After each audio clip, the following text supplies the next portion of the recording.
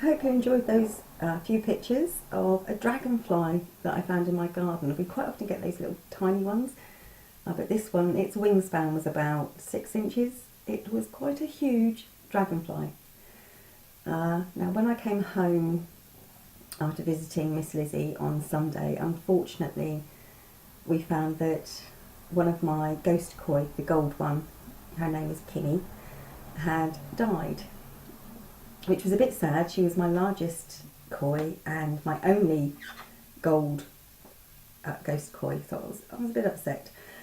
But as we were sort of checking out the pond later on, I got concrete dust in my eye. We found that there were at least 17 what I call spratlings, little baby, and they look like ghost koi.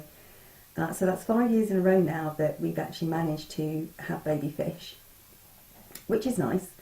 But like I said, you know, it's sad that one died, but we do have 17 new ones, and in about 10 years they may be as big as Kimmy was. But yeah, so here's a photograph of those little spratlings.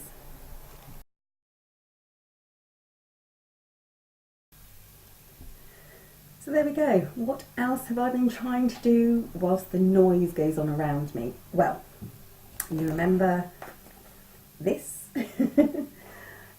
little book that I made? Well, I decided that this one doesn't actually fit inside the cabinet that I made.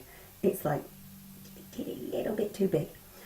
So I decided that I would make some more, but didn't make them to go in the cabinet. And I made this one, which is a lovely bronzy rose sort of colour with gold inlay. And this one, I actually coffee dyed the pages whilst they were actually in the book, so some of them are really heavily stained and it does constantly smell of coffee, and as you can see it's quite a large book, thick, but yeah, so I made that one. The builders just came back for lunch, so I had to stop recording, but they've just gone home now. So after that book, I made this one, which I'm really pleased with. You see the pentacle there is actually like crisscrossed, and it's kind of like a plummy, really dark plummy brown sort of colour, and it undoes through the ring there. And these pages were all coffee dyed separately. They weren't put in the book first. So, and this one I think I'm going to put up in my Etsy store. We'll see. But yeah, it's a nice size and doesn't smell too much of coffee. So I thought, well, I have some A4 paper, so I'll start making another one. And I've just started making. It won't be quite this size. I will be cutting the edge off on this side, but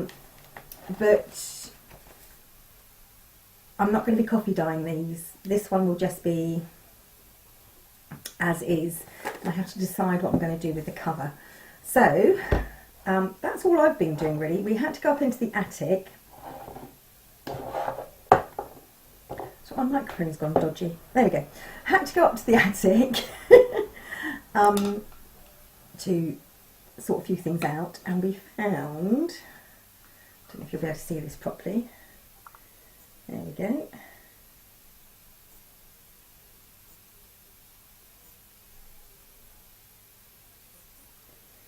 So it's just the beginnings of a wasp's nest. So this was this size.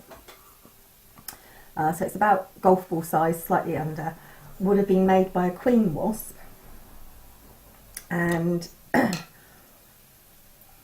that's usually around about March, April, sometimes as late as May,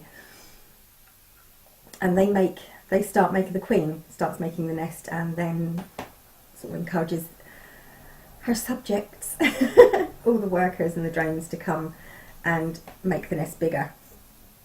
This one was abandoned, so obviously the Queen made this nest and then abandoned it. We don't know why, because it's July now. So this should be, if this was a working nest, it would have been very huge by now with lots of wasps, but it wasn't. So it was safe to collect. And it'll be one of those things that I just happen to save and show the grandchildren. So that is all I've been up to. It's been hard because I have to get up super early to let the workmen in, and I can't go out anywhere because I have no windows. Just boards up on the window, what was the windows. So there, that's it. Nothing much else to say. So I'll keep you posted about the books and see whether I do put them in my Etsy store or not. We shall see. I'll think about it. And I really do have to make one for that cabinet, which I will do eventually.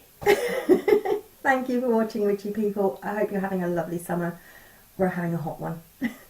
Thank you. Bye for now.